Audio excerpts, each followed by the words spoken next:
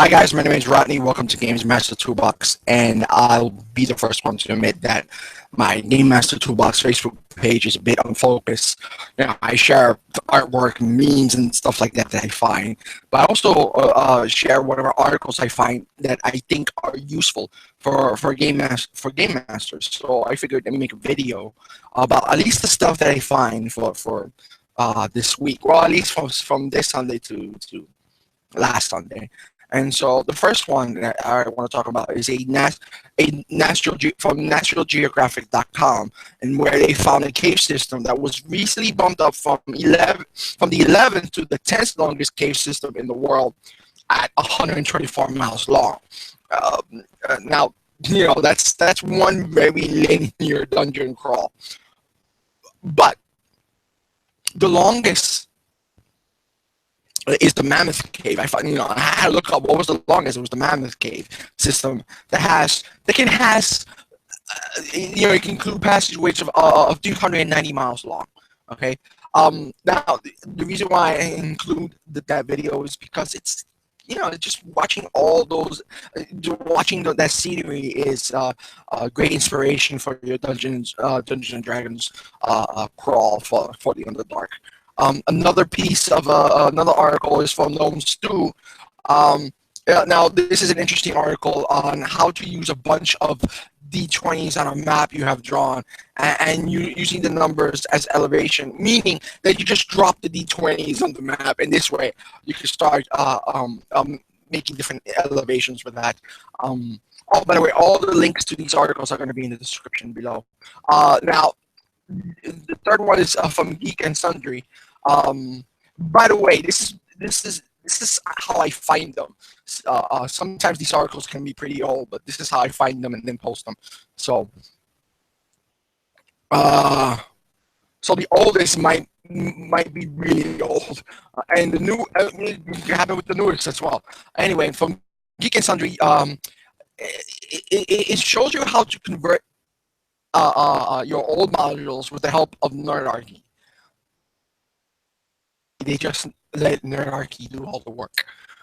They link a bunch of videos on how to convert it, and there's like 3 or 4 videos there. So check it out. It's pretty interesting. Now from campaignmastery.com, it shows his adventure design process, which is of a list of things he likes to cover and have answers at the ready. Now, it's for me it's a little linear, his design, but you can still cannibalize it and use it for your own adventures. Now, here's some examples, like initial status, everything the GM needs to know in advance about the setting and context in which the adventure is to take place. There's like beginning, background, purpose, what and why. I think my favorite section is the victim target. Who does the immediate action target, and who does the ultimate consequences? Who does the ultimate consequences intended by the enemy target? Or how does, I guess, who does the ultimate what? We? It probably mean how. Okay. PC involvement, PC reaction, initial outcome. This is my other favorite. Witness experts information. Keeping that all tracked up. Now the next article, another Geek and Sundry article. It's another Geek and Sundry article, and this time another video. This time it's from their own YouTube channel, and it's running Dini for kids or having a mixed table with adults and kids. Admittedly, I did watch it, mostly because I don't have kids. So there.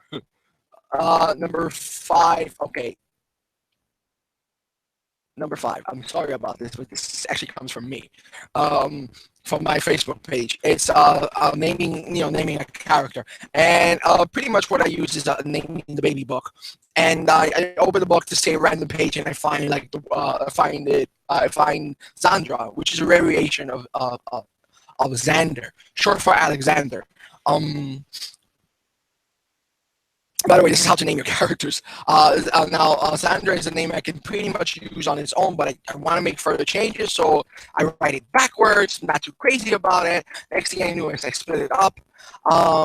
I'm not too crazy about that because you got Ard Naz and Nads sound too close to Nads. Now, normally this sometimes it works, like, and I can I have a family name, and a given name and a family name, but this time, I wasn't too crazy about it. So then I reversed that, and I have Nazdra, and I thought that was pretty cool. I'm gonna use that. So that's my method. I'm gonna leave that whole explanation down there in the description. The next thing was a bit of inspiration from newscientist.com, in where it mentions parasites living inside the fish eyeball controls a fish's behavior, and how it would make it a little bit more squirrely than it normally is. It make sure that it hides more often than not, and then when it's ready, the parasite is ready to move on. Make sure that it gets eaten. That the fish gets eaten. It actually controls behavior. So I thought, hey, imagine a warrior no longer wanting to fight. The warrior hides for days while the parasite grows enough to spread. But that's when the parasite forces the host to fight anything that moves. The host just cuts it enough not to kill, but to infect. It's never going for deadly strikes. Now, what if the parasite is a little bit more advanced? Or intelligent. It keeps the host alive to infect others, but it must go through the bloodstream, right? So no infecting the water supply type of scenarios. It forces the host to open up a fighting school, and it trains for real weapons. There's something else that I found. This is not really an article, but something I found, because I love free stuff. Is from 3D printing, 3D print.com, and has a library of Dungeons and Dragons miniatures for your 3D printer. If you have a 3D printer, I don't have one. Now, this next bit is from Inverse.